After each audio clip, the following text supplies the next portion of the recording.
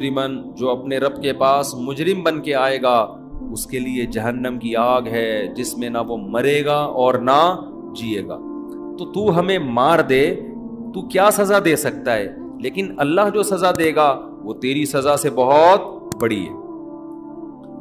آگے قرآن کہتا ہے وَلَقَدْ أَوْحَيْنَا إِلَى مُوسَىٰ، سورہ اعراف میں اس کی زیادہ تفصیل ہے۔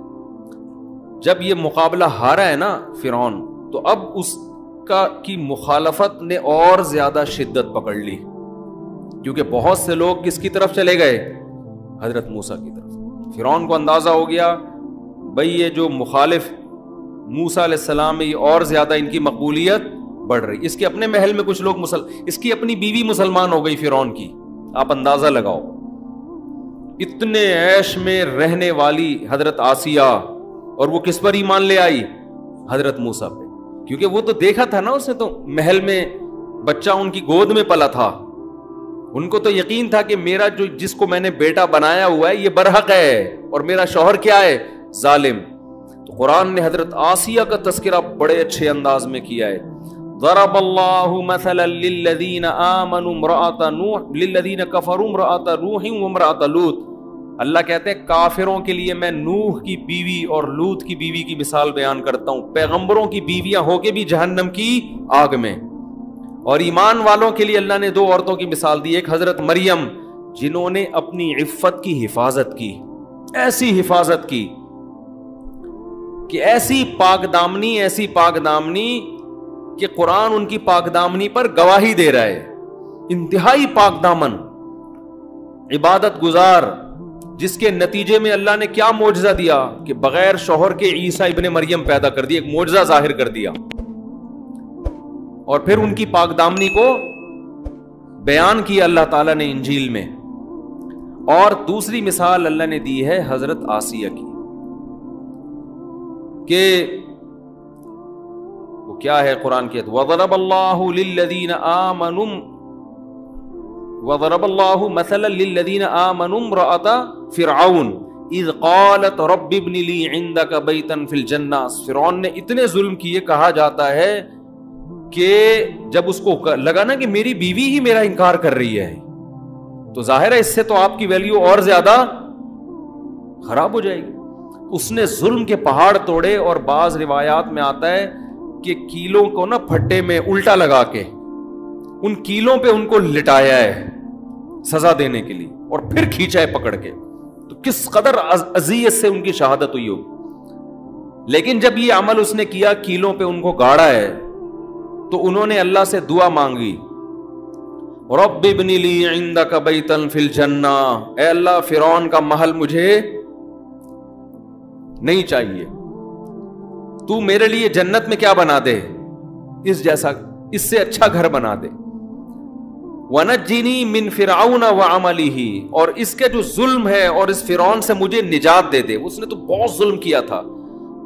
تو اس دعا کے نتیجے میں اللہ نے آپ کو شہادت دی کہ فرعون نے ارادہ کیا ان کو قتل کر دو، ورنہ اس سے پہلے بہت ظلم کر رہا تھا، تو وہ یہ چاہتی تھی کہ اس ظلم سے میری کیا ہو جائے؟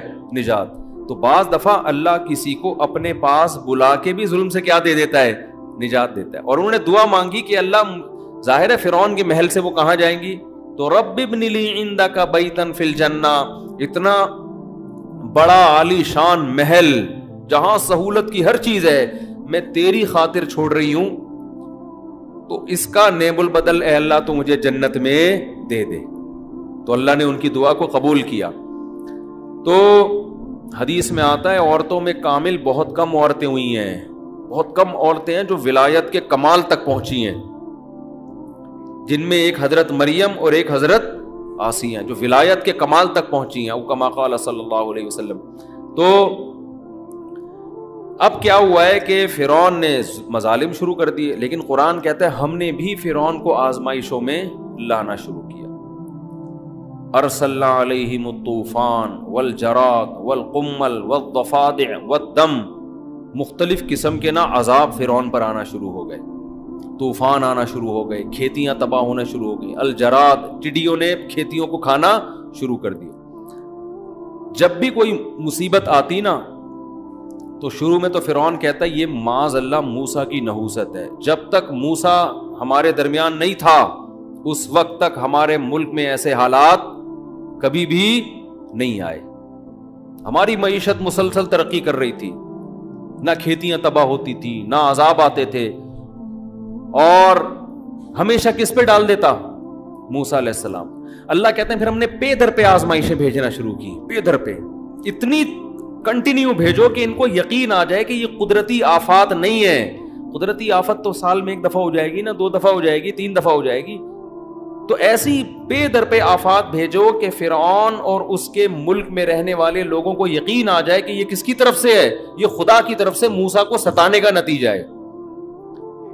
کیسے اللہ رحمان ہے، دیکھو اپنے بندوں کو ہدایت کے لیے کیسے کیسے انتظام کرتا ہے۔ اللہ تو پہلی دفعہ میں پکڑ کے ہلاک کر دیتا اس کو۔ تو قرآن کہتا ہے جب انہوں نے یہ کہا نا کہ یہ نحوست ہے معاذ اللہ کس کی؟ موسیٰ کی، تو اللہ نے ان کے اس ظام کو دور کرنے کے لیے ارسلنا علیہم الطوفان، طوفان بھیجا، والجراد ٹڈیوں کا عذاب، والقمل جوئیں پڑ جانا، اور والضفادع مینڈکوں کا عذاب، کھانے میں مینڈک پڑ جاتے تھے ان کی، اتنی کثرت سے مینڈک، پانی پی رہے ہیں گلاس میں مینڈک۔ اب مینڈک اتنی گھن والی چیز ہے نا کہ وہ اس سے انسان کو الٹی آتی ہے۔ میں سوچتا ہوں اگر یہ عذاب چائنا والوں پہ آتا،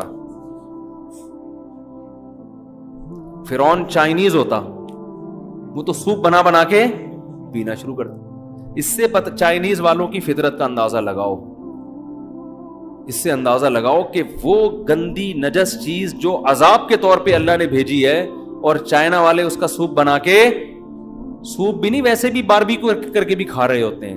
شکر ادا کرو اللہ نے ہمیں مسلمان پیدا کیا ہے۔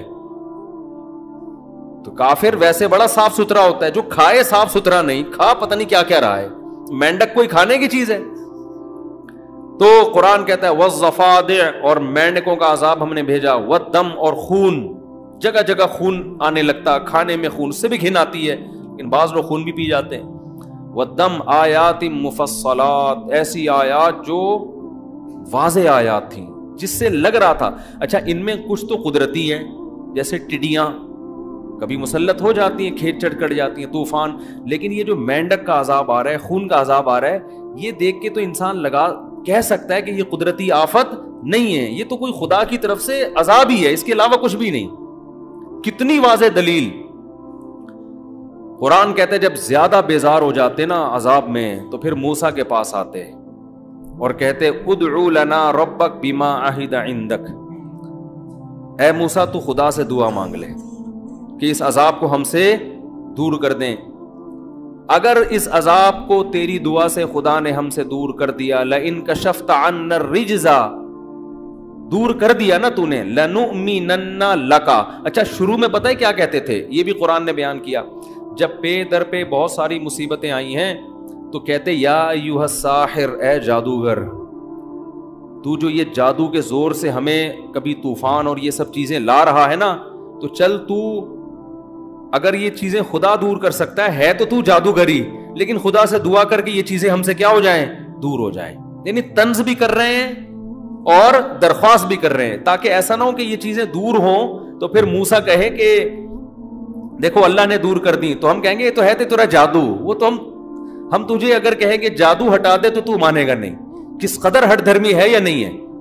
اتنی ٹینشن ہے، حالانکہ جادوگر کے پاس یہ طاقتیں نہیں ہوتی، وہ تو تھوڑے بہت شعبتیں دکھا کے نکل لیتا ہے۔ تو پھر قرآن کہتا ہے پھر ہم نے پے در پہ اور زیادہ عذاب ان کے اوپر مختلف نوعیتوں کے بھیجے، تو تنگ آ کے پھر بالآخر کہنے لگے یا موسیٰ ادع لنا ربک بما عہد عندک، اے موسیٰ تیرے رب نے تجھ سے ایک ایگریمنٹ کیا ہے، تیری ہی زبان سے ہم نے سنا ہے کہ ہم ایمان لائیں گے تو یہ مصیبتیں ہم سے دور ہو جائیں گی، تو دعا کر لے کہ مصیبتیں پہلے ہم سے دور ہو جائیں، پھر ہم کیا کریں گے؟ ایمان لیں۔ ہمارا وعدہ لئن کشفت عنا الرجز لنؤمنن لک، ہم تجھ پر ایمان بھی لائیں گے، اور قسم اٹھا کے کہہ رہے ہیں لنؤمنن، نون تاکید کے لیے، ضرور بالضرور ایمان لائیں گے، وَلَنُرْسِلَنَّ مَعَكَ بَنِي اسرائیل، اور بنی اسرائیل قوم کو بھی تیرے حوالے کر دیں گے، جہاں چاہے لے جا تو ان کو۔ قرآن کہتا ہے فلما کشفنا عنہم الرجز، جب انہوں نے ایگریمنٹ کیا نا اللہ سے اور موسیٰ سے، ہم نے اس عذاب کو ان سے دور کر دیا، اذا ہم ینکثون، فوراً ایگریمنٹ توڑنے لگے. یہ بھی نہیں کہ چلو تھوڑا توقف کر لو، 1 ہفتہ 2 ہفتہ 3 ہفتے، جیسے ہی عذاب دور ہوا ہے فوراً کیا کہنے لگے؟